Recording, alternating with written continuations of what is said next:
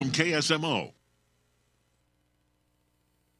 Well, good morning. We're back here on KSMO Radio, and I've got a guest in the studio. Well, I guess he's a guest. He's in here about every time we turn around every 2 weeks. So anyway, Darrell Skiles, Presiding Commissioner in Denton County, is with me, and let's see what your sound looks like here this morning, Darrell. Good morning, Bob. Let's see. Beautiful morning out there.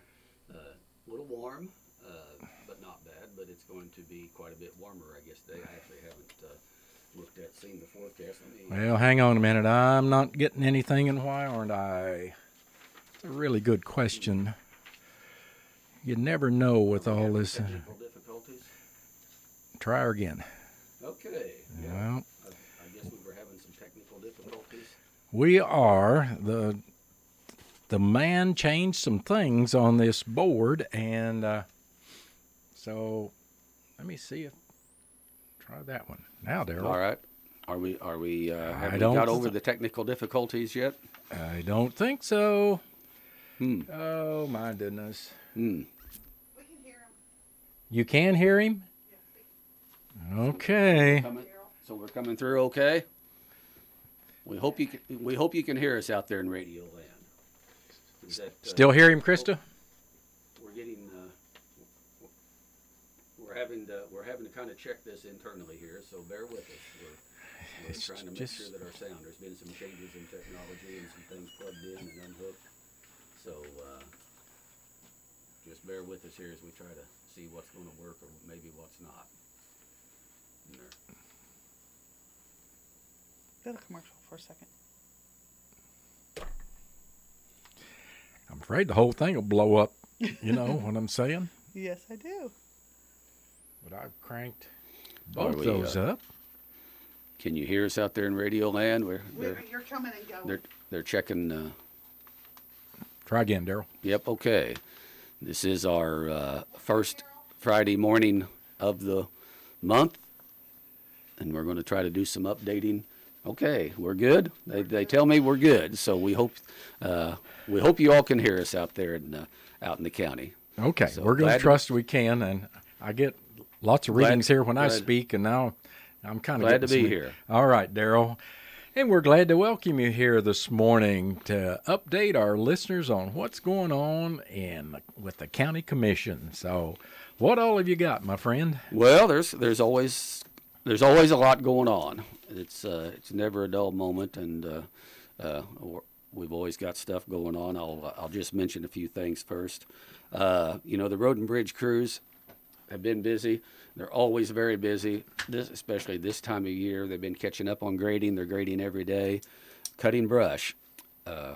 We've got guys in each district that are assigned with brush cutters that are cutting brush every day. I know people once in a while they say, well, it appears nobody's cutting brush anymore. Well, that's not the case. They're cutting brush every day.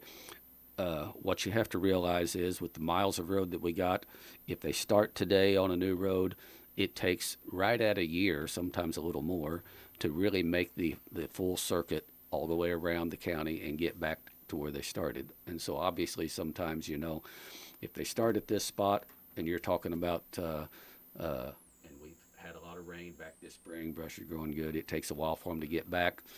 So anyway, it takes a while, but the guys are cutting brush every day with the brush cutters. There's a man in each district who works on that. So so they've been cutting brush, been grading, been repairing chip and seal roads as they always do, been replacing signs and replacing culverts, cleaning out culverts, replacing culverts, cleaning ditches, pulling ditches. So they just regular work. They've been kind of getting caught up, and then as they get time, I know in places there's some trees that were cut off the roads from storms we had earlier this spring, and they just cut them trees off and pushed them aside long and good enough to let traffic through and so on. As they get time and can't grade and so forth, the crews will be back cutting those up and getting them hauled off the roads and out of the ditches and so forth and so on. We hear that concern sometimes that they just cut it out and they drove off and left it. Well, there's a little more time involved and some more crew members it takes to go ahead and get that cut up and loaded up and hauled out, and with the roads, when the roads got holes and mud and different things, they work on those, and then they'll come back as time allows and get that stuff cut off. So that pretty well sums that up. Well, I'm thinking here about this kind of normal cycle we've been through the last 6 months. We had wintertime. We Right. had county roads. Well, I know the road that goes by my farm was in the worst shape it's been in since I've owned that farm. Uh-huh. And it took a long time for the guys to make the circuit and get back to it. Now it looks real good. But the thing that now I'm thinking, and I know this is on the commissioner's minds, is how close are we to that point where it's too dry? We are very, very dry. Very dry. Drought conditions across basically all of south central Missouri. Uh-huh. And I don't imagine they've talked much about that, but I know it's in the back of their minds that we're getting close to that situation where the roads are almost too dry to grade. About every year we run into that in the summer where we get into a situation where if it gets too dry, you can't grade powder. I mean, that's just what it turns into. Well, actually, last weekend we were lucky. Parts of the county, actually where I'm at, we got almost 4/10 of an inch, which isn't a great deal, but it certainly helped. But at some point here, if it stays dry like it is right now, it will be too dry to be able to grade, and the crews will be working on some other things. Now, actually, the north part of the county and the west part of the county did get a pretty good shower last weekend. South part of the county and probably down where you're at got virtually nothing out of that. Didn't even settle the dust. Right. So, and we hear there's a good chance of some showers maybe this weekend. That would help. But at any rate, at some point it will get too dry to grade. Yep. At that point, they'll be working on some other projects. This is getting to be the time of year when the crews can actually do some work on some low water crossings that need to be fixed, rebuilt, so forth. And I know Commissioner Larson has some work that needs to be done in that area. When it gets and unfortunately, if it's too dry to grade, that's not a good thing. But on the other hand, that's when it is a good time then that they can get in and work on those low water crossings. Typically, mid-July to the middle of September is the time when they can work on the low water crossing things, because typically those will be some of the drier times of the year. So, part of that normal cycle as we Right. go from being too wet to just right to too dry. That seems like it's the norm. Yep, that's exactly right. And we are preparing to open bids, I believe, this coming Thursday, to open bids for chip and seal, to do some overlay again on several miles of chip and seal on our roads. And try again to get some bids on that. Yeah, we put that out for bid, and we didn't have a single contractor bid it. Now, with MoDOT has some extra funds, and so a lot of contractors are busier than usual doing some MoDOT chip and seal overlay and some things, and they just were covered up, and that was what they said. They just were so covered up they couldn't do it. So we did put it back out, contacted some more contractors to make sure they knew what we were doing, and we've had some responded and come and look at it, and fully expect to have some bids for that to open. And we're kind of holding our breath waiting to see what those bids will be, because the price of oil, as we know, just look at the fuel pumps, the price of oil is really what drives the chip and seal bids, because that is the single, besides the labor cost, that is the major expense component of that. But we'll see. We'll open it up. We've got a $200 and some thousand, I forget exactly how much, $250,000 or so allocated for chip and seal. Depending on how the bids come in, we may not be able to do as much as what we'd liked, or we'll just have to see. We're getting squeezed, our budget for road and bridge, especially the sheriff's budget, I know as well. This additional fuel expense, when you budget in January without any reason to expect that fuel prices are going to double, we did budget for a considerable increase in fuel cost. And obviously for road and bridge, when you're trying to operate graders and mowers and dump trucks, that's one of our major expenses for the year. So anyway, we're looking at that and trying to extrapolate what that's going to be before we get to the end of the year, and how that translates into dollars available. So, and one more thing to that whole picture is too, you really hope you get some bids so you can do some chip and seal, because the forecast for oil prices is so out there extreme, right, it's that just going to get worse. Absolutely.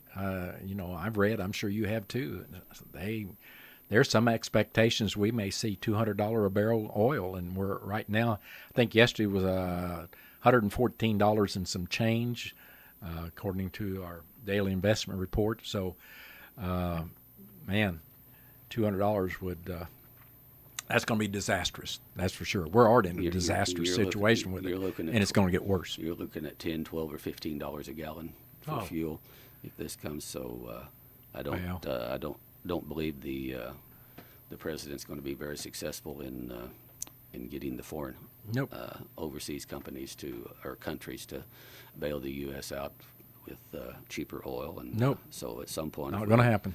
Some point, if we don't realize we got to produce our own and take care of ourselves first, why it's going to be a tough, long road. But we will deal with it, and we'll have to make budget adjustments as we go. So we'll just have to see what happens on that.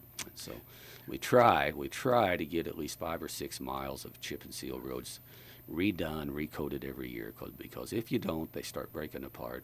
And, you know, and the reality is chip and seal, a lot of people want these roads chip and seal. The reality is, you go back, chip and seal was meant to be a coat to put over existing asphalt roads, and they call it a chip and seal coat to put on them. It's thin. We do some gravel roads, and when we first do a gravel road with it, it's actually a double coat, a double layer of it. It makes what appears to be like an asphalt road, but it's really not. It's a thin coating. A lot of traffic will break it up. Winter, they break up. If we do one and there's logging activity occurs, and, you know, we're not going to curtail anybody's ability to take logs and timber off of their property. It's part of what drives the economy of this county. It's their property and their right to do so. Or even hauling cattle, getting them out, things, all that things, heavy loads will break those chip and seal roads up pretty quickly and damage them. Again, they're not they're nothing like the thickness of an asphalt road. An asphalt road will typically have a minimum of 2 inches laid down, and more like, if it's a first time asphalt, more like 3 or 4 inches put down. And the cost of that is so prohibitive, there's no way we can afford that. Counties like Texas or Phelps County, on some specific roads, they can do some asphalting and stuff, but it's just not feasible and plausible within the realms of the budget we've got, or within the realms of how much taxes anybody wants to have to pay to try to pay for doing such a thing countywide. And, you know, we've got about 600 miles roughly of county road, and I forget exactly what the figure is, but at any rate, the gravel roads we try to take care of, and you know, the crews have been doing a pretty good job in light of the weather and the issues we've had. But we have those weather issues and things every year. It's just an ongoing issue and things we deal with. But anyway, yeah, the price of oil is what drives this whole, really what drives the whole budget just about for Road and Bridge. Yeah. In regards to, because, you know, we order diesel 7,000 gallon at a time, and you know, right now every load we get is running 2 times or more than what it was last year for the same loads. So we'll see what happens, and I'm anxious to see those chip and seal bids this coming Thursday and see how that goes. But on the flip side, well, there is some good news on the flip side, though. You know, we get every month we get CART revenues, and that's the County Aid Road Trust funds, and that is that portion of fuel tax that you pay when you fill up. Most of that goes to Missouri Department of Transportation. There is a small piece of that, though, that does come back to cities and counties, as we've talked about. So it comes back every month, and we do budget somewhere around $700,000, a little over each year, for CART revenues. So far this year, CART revenues are up about 6%. Our June CART revenues actually were down $7, so basically flat with the June of last year. But it had actually been up every month so far this year, considerably over the previous year. So, so far this year, CART revenues are up about $23,600. But it is a little bit of an ominous omen, maybe perhaps, that the June revenue came up flat and just pretty much equal to what it was last year. So that trend of it being up may kind of back off a little bit, because the fact is, as you know, Bob, is this fuel cost has gone up. People just aren't driving as much, and they have to cut back. That's all there is to it. Yeah, and this fuel tax isn't a percentage of what you get like sales tax. It's a flat amount per gallon.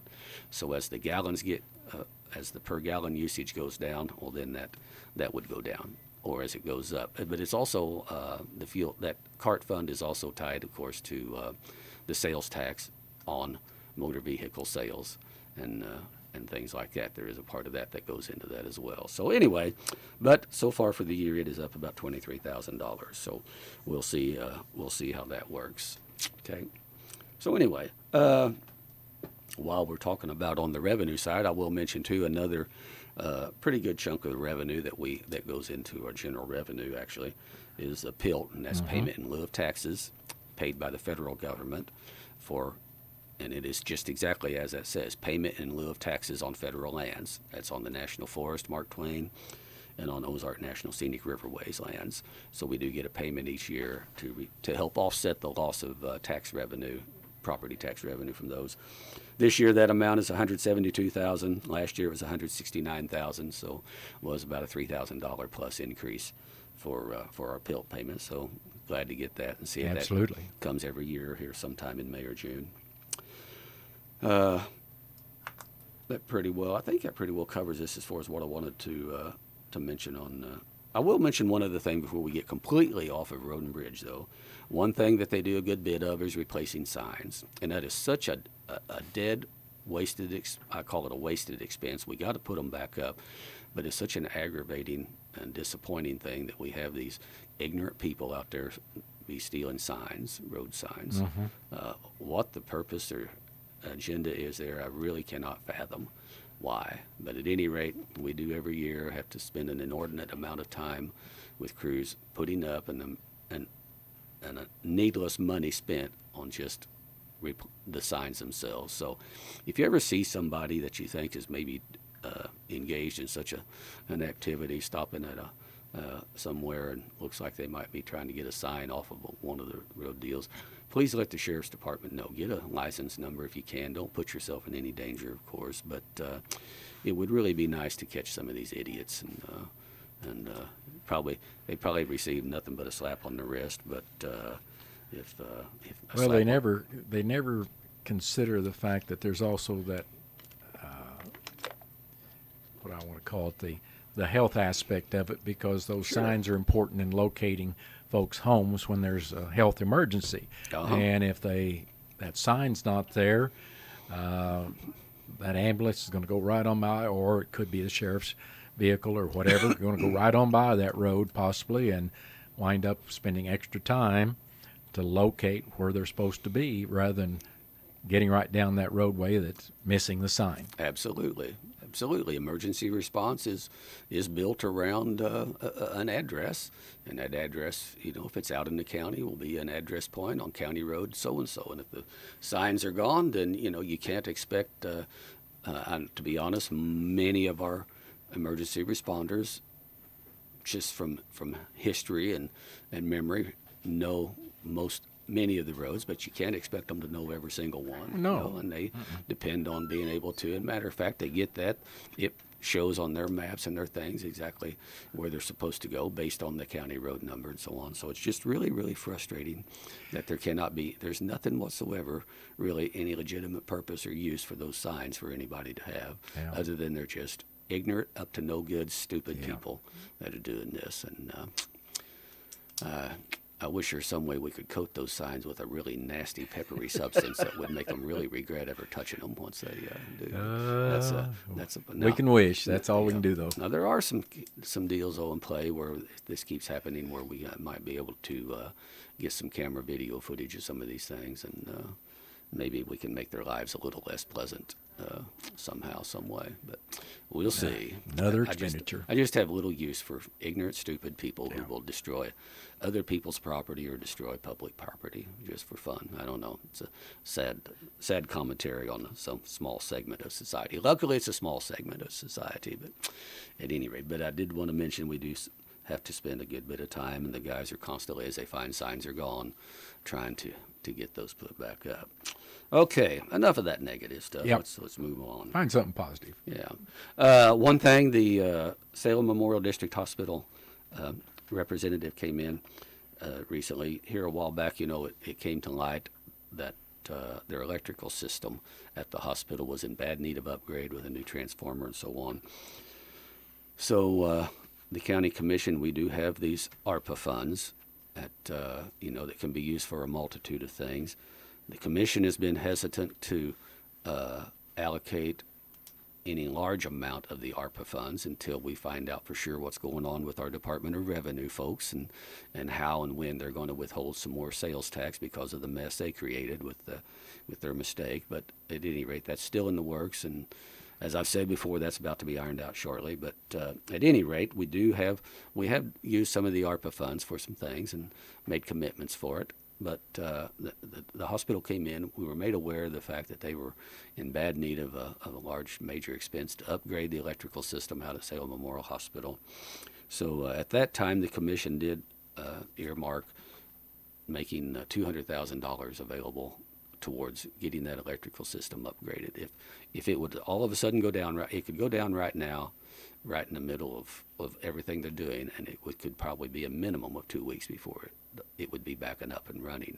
So we can't have that. We're very lucky to have as good a hospital as we do right here in this small local rural community, and we want to make sure that stays viable. So they have been working on making some changes in management and operations. So we're glad to see that. So we did make $200,000 available. Intercounty Electric, to their credit, they've stepped in to help make this project work with some engineering assistance and with cost assistance on the cost. But still, when they got into it a little further, they were still going to be short of what they'd need. So the commission did approve making an additional $75,000 of those ARPA funds available towards that project to get that done. So we'll look forward to seeing that completed. So I did want to just mention that. And as I said, otherwise, there's different groups saying, hey, you know what, we'd like to have some ARPA funds for this. We did back early on make about $37,000 available to the health center for to help with communicating with the public and some different things. And I understand that did take place, so we're working out the deal to get that reimbursement done. But otherwise, as I said, the commission is pretty much holding off on making much more commitments on those ARPA dollars till we get this Department of Revenue thing finally settled and behind us, and see if we need, because one of the provisions of the ARPA funds that it can be used to replace lost revenue. It can be used for general expense and so forth and so on. That's what the rules they put it out for. So anyway, just wanted to mention that we did make that available. Otherwise, I did want to mention too that Grant Wilson, who is Congressman Smith's Rolla office representative, he came in just to see what's going on and anything we need to be aware of. He visited with us about the recent Supreme Court decisions. It's been a really interesting Supreme Court session this year. Oh my God! Probably one of the more interesting in decades, and in recent weeks, several decisions handed down. They handed down a decision, as most people are aware, overturning the nearly 50 years old Roe versus Wade abortion ruling. They handed down a decision overturning New York State's right to carry restrictions, and then just in the last couple of days, in the final days of the session, they handed down a ruling that was going to restrict EPA somewhat from some of their regulatory authority that they were using, and that's certainly good news on many fronts. On EPA sometimes gets just a little bit, seems like a little overzealous. There you go. That's the word I was thinking too. A little overzealous. So the Supreme Court did rule in that they were trying to exercise authority that it should be reserved to Congress as far as that goes. So I think that was welcome news. I think particularly that ruling, it affected what they were doing, trying to regulate how energy is produced and electricity. So in this day and time, that is huge to kind of back that off a little bit. So very interesting. We appreciate Grant Wilson, Congressman Smith's representative. Always appreciate him coming in and visiting with us and so on. We did visit a little bit more about the concerns and problems on the scenic riverways with the restricting of access and so forth, and some things there, and they are monitoring that and trying to see what maybe can be done. So there'll be more news on that, I think, for sure, at some point here down the road. I will mention too, of course, in this job, there's meetings, and meetings, and lots of meetings always. So I will mention one of the meetings I went to here over the last couple of weeks was the Central Region Workforce Development Caucus meeting in Jefferson City. The presiding commissioners of each county in the central in these regions actually serve as what they call the chief local elected official, and they call them CLEOs for short. But at any rate, the presiding commissioners serve on that as a caucus, and we oversee what's happening in the regions as far as workforce development and things. And it is by statute that we serve on that. And you know, our central region is a huge region. It takes in all the way from up at Boonville. I forget what county that is, Cooper County, I think, all the way down here to Dent County and over Crawford County, down in Laclede County, Camden. I mean, you can see. And so that whole central region, it's a huge, huge region. But anyway, we got a report then as to what the activities are, the finances and things are back on. You know, there was a time when they had kind of a tough time financially, but they've gotten those things straightened out. Good audit report for the last audit, and everything is square. The unemployment figures across the state are down very, very low compared to historically. But at any rate, these workforce development boards, they operate the employment opportunity centers, the career centers, if you will. It's called the Rolla Job Center, and they help people find employment, help people get training, they help employers find people. So at any rate, they reported, though, that even though the unemployment is down considerably, these job centers are still very busy trying to help people, though they just haven't found the right fit yet, help them find jobs.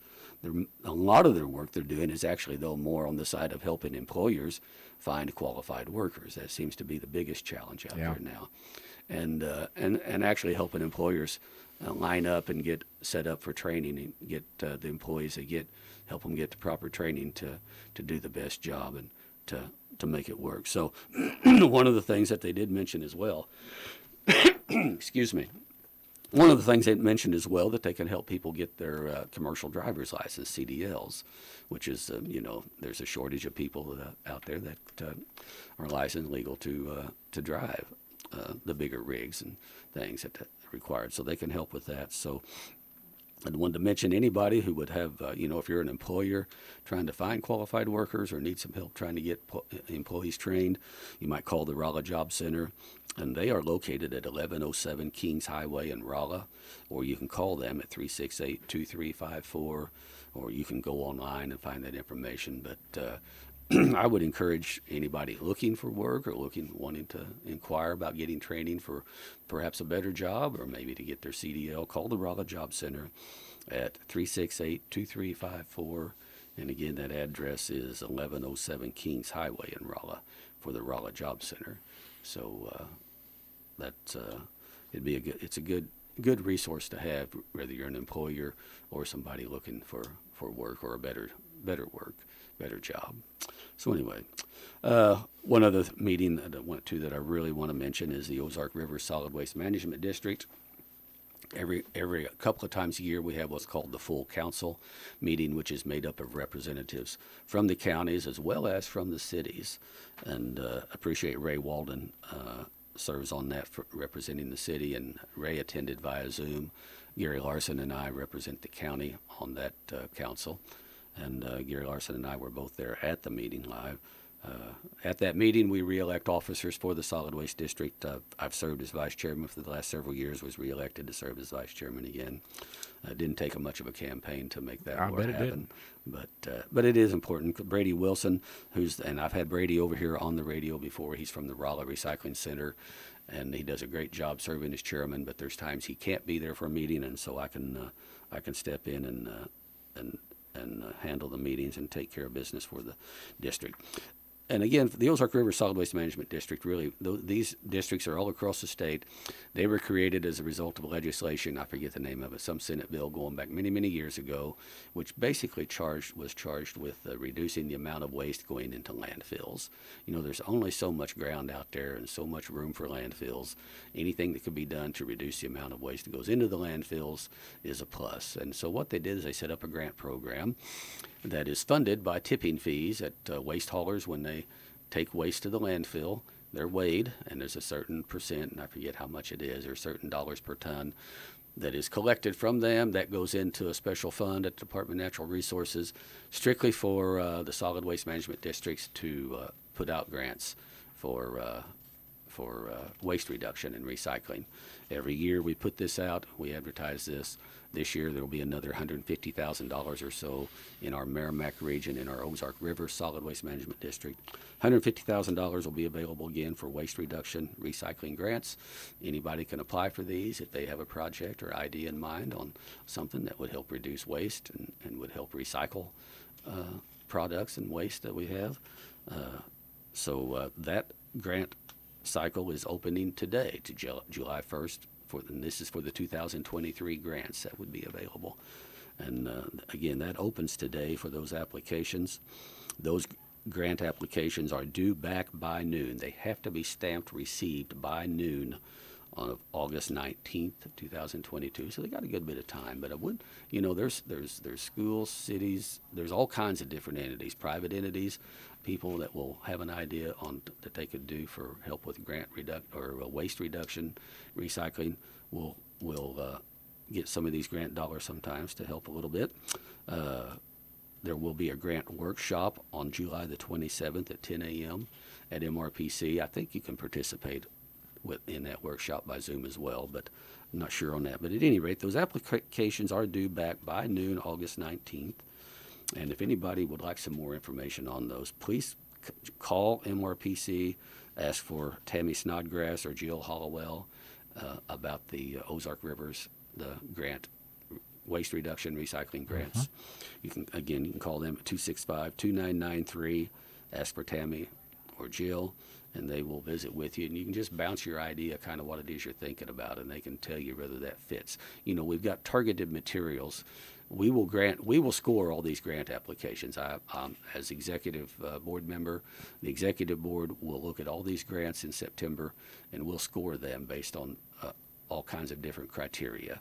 Part of that criteria is what some of the real major targeted items are that we're looking at trying to get out of the waste stream and get recycled things. So it all makes a difference, you know. So that's why the grant workshop is important. That's why it's important that you visit with Tammy or Jill about one of these grants possibilities. So, but again, just visit with them, or you can go, as I said, you can go on the website, MRPC website, or the Ozark River Solid Waste Management District website and get some of that information. But I would strongly encourage you, if you haven't applied for one before, visit with Tammy or Jill about your idea and get some help, and be sure and participate in that grant workshop on July 27th. Also, if somebody from Dent County applies for one of these grants, please contact me, let me know that you are applying, and give me some of the details of what it is you're trying to do, because as I said, I will be sitting in there scoring on those. There's always questions comes up amongst the board members. Does any board member know anything, you know, particulars about a certain a grant that's in the process? And you know, I can't score a grant that if the county was to put in for a grant, I can't be scoring that particular grant, but as far as an entity within the county, I would be, and I can provide input to the other board members. And it's very helpful when board members have a little more information to back up the grant application. Okay. So let me know if you do, and that always helps. Well, anyway, and again, that deal is open as of today, July 1st. Got to be in, though, by August 19th. I believe that was right. Yep. Noon. Okay. And other various things you do want to mention, coming up now, July the 6th will be the last day for somebody to get registered to vote in the August 2nd primary election. So that's coming up. Absentee voting is occurring right now at the courthouse. So keep that in mind. If you know that you're not going to be able to vote on August 2nd, then you can absentee vote right now. I would remind folks that the courthouse will be closed this coming Monday, July the 4th, in observance of Independence Day. So just encourage folks to enjoy the holiday and come out for the parade. There'll be a huge parade, fireworks display later in the evening out at the Commons. So ought to be a busy day. 4th of July weekend usually is. A lot of barbecues. Whenever the 4th is. Oh, yep. My gosh, yes. Barbecues, float trips, everything. Maybe a shower from what I haven't, like I said, I haven't seen the latest close weather forecast. Might be a few showers here and there. But 40% tomorrow. Drop down to 30 tomorrow night. Yep. 50 Sunday. 50% Sunday. Which could drop down. Well, I'll tell you, I'm gonna do something special here. I think I'm gonna get a little bit of feed loaded on my truck tomorrow, and I'll leave it on my truck overnight. That's an idea. Saturday night. That generally draws the rain if nothing else will. So if You'll you're out wash there, a really dirty old vehicle, make it look really spiffy for the 4th. Yeah. I've done that, but boy, there's nothing draws rain like leaving feed on your truck I'll bet. overnight. It's amazing how often that will happen. Never thought of that. I've been woke up a couple of different Price times. of feed, it's pretty expensive, but of course those rains are worth $1 million. So Well, the more. the more expensive a load of feed you have on the truck, the higher probability of getting a probably good true. rain. So you just got to weigh Get the best. You got to weigh what's important, right? Being somewhat facetious, not totally though. Yep. I'm serious. I did not know how many times I've come in, had some feed on the truck, thought I'll unload that in the morning. They're not calling for rain, and doggone it, woke up at 1 or 2 o'clock in the morning to raining outside. There's been several times I've been out in the rain, a shower, and about the time I get the last of it off, the rain stops. Yeah. And not kind of so, but that's just the way life is. So that's okay. So anyway, again, the courthouse will be closed this coming Monday. So the next regular meeting of the commission will be Thursday, July the 7th. As I mentioned, we'll be opening some bids for chip and seal and some other things. But we will have a special commission meeting, actually, this coming Wednesday at 10 a.m. on the 6th. And the purpose of that, actually, though, is just to open bids that we're supposed to get for doing some courthouse renovation and getting some work done on the outside. We've ended up putting it off several times because there's been a lot of questions contractors have had. Our architect engineer, Corky Stack, over St. James, has made that request several times to put it off, but I think we'll probably end up going ahead with the opening of what we've got on those bids this coming. That's all we have on the agenda. That's the only thing we'll do on that. We're not going to award the bids at that time. I know that. We'll open them and then turn those over to Stack and his folks to look at, review those bids, because there's always this apples, oranges to oranges situation to compare. They should be pretty close, and hopefully maybe Thursday, at the next day's meeting, Thursday, Corky Stack can come back with a recommendation as to a bid we can accept and get started on getting some work done on the old courthouse, on the exterior. It's almost all exterior work we're looking at right now. It needs a lot of just odds and ends things done, but it's going to add up, and it's not going to be cheap. And and the frustrating part right now at this point in time is the supply situation. A lot of the stuff that you'd like to use, and the suppliers and contractors are having tough times, I know, from what I hear. So at any rate, but we do plan on having a special meeting Wednesday, July the 6th, just to open courthouse bids, and then that's it. Otherwise, the next regular meeting would be on Thursday, July the 7th. So... Well, you covered everything that I had marked on my list of items that I figured Stan would want me to make sure. And the only other thing I saw was you did get rid of that old brush cutter, which was probably a good Oh, yeah, deal. that's right. Yeah, I failed to mention that. We did have one of our older brush cutters that we had replaced with a much newer model that allows the guys to be cutting brush rather than working on the brush cutter. It's always frustrating. When we get down to where we're spending more time working on the brush cutter than we are working with it, then it's probably time to move. And let's be real. And really, it's a pretty good machine and so on. And for a private individual to have a machine to do a little cutting work and stuff, I'm not going to use it anything like where we have a guy get in it at 7:30 in the morning and it runs nonstop until 4:30 or 5 Totally o'clock. different situation it'll be in now compared to what it's been in the past. That's right. Somebody could, it would work for somebody like me or you, Bob, and we could use it for 5 or 10 years and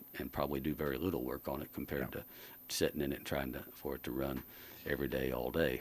And because, as I said, really and truly, that is one thing the guys, they get in them and do. If it's raining, they can still get in. Really, unless it's just rainy and so muddy that they're going to track up and mud up the roadside itself while they're trying to do it, they can do that. They work on days when it's hard to do much other outside stuff with the deals, but that's why we've got them. So we did put that out for bid to sell the older tractor mower, the oldest one we had, I think it was. And we got 2 good bids. 2 good bids. They range from $6,200 to $9,300. So, and we did approve that bid of $9,300. So, appreciate both those bidders, and glad to go ahead and get that done. So thank you for mentioning it. I did have that in my notes and somehow skipped past that.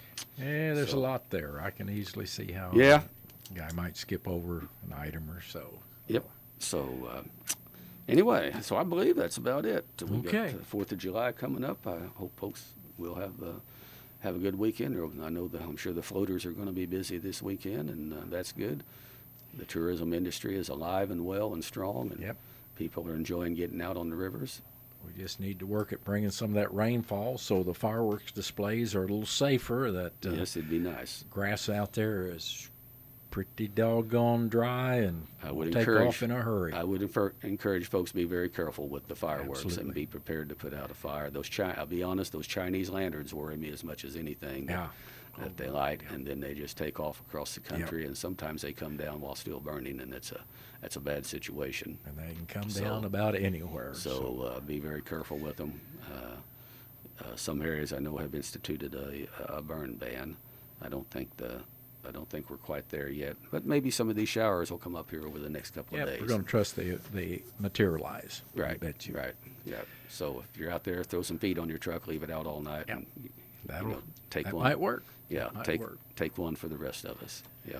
Okay. Well, that's been Darrell's report for today. I guess 2 weeks. Are you scheduled to be back on the 15th? Yes, sir. Yep. So, It'd be July the 15th. Darrell will be back. He'll be and back. Of course, we would remind our listeners that Darrell pays for this program. No county funds are expended towards the time for Darrell's program here on KSMO Radio. In fact, I can attest for the fact I saw him hand his personal check to Melba before we even started today's program. So don't worry, folks. He's paying the bill on this deal. So Melba was here and squeezed it right out of me. she's good at collecting. Yes, She's yes. good at selling and good at collecting. Hard to tell her no. No, sure is. Darrell, we appreciate you being in. Been a pleasure, and look forward to you being back in 2 weeks. And Thank you. Probably have the boss back in this chair and let you visit with him a while. All righty. Well, Bob, thank you very much. I do appreciate the opportunity to share a little bit more detailed information about what's going on. And as you said, we will be back. But hope folks learn something, and that's the whole purpose. And